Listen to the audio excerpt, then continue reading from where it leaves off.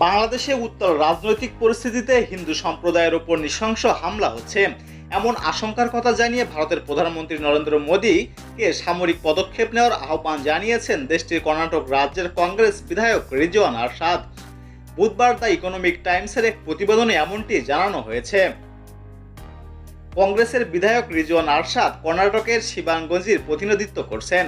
মোদীকে দেওয়া এক চিঠিতে তিনি লিখেছেন, বাংলাদেশের চলমান রাজনৈতিক অস্থিরতা এবং সেখানে হিন্দুদের ওপর নৃশংসতার কথা তুলে ধরে সামাজিক যোগাযোগ মাধ্যমে প্রচারিত বিভিন্ন প্রতিবেদন এবং ভিডিও দেখেও গভীরভাবে ব্যথিত ভারতের একজন উদ্বিগ্ন নাগরিক হিসাবে আমি আপনাকে লিখছি।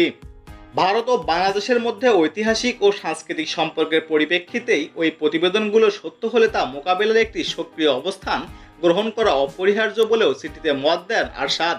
বাংলাদেশে হিন্দু সম্প্রদায়ের অধিকার ও মর্যাদা রক্ষার জন্য অবিলম্বে নতুন অন্তর্বর্তীকালীন সরকারের সঙ্গেও জড়িত হতে মোদীকে পরামর্শ দেন তিনি।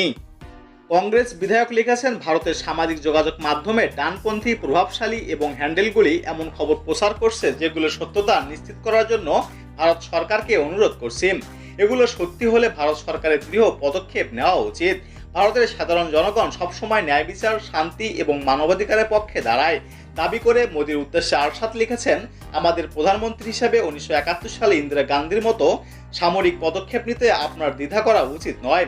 আমি আপনাকে এই সংকটময় সময়ে বাংলাদেশে আমাদের হিন্দু ভাই ও বোনদের সাহায্যের হাত বাড়িয়ে দেওয়ার জন্য আপনার সম্মানিত অফিস ব্যবহার করার জন্য অনুরোধ করছি।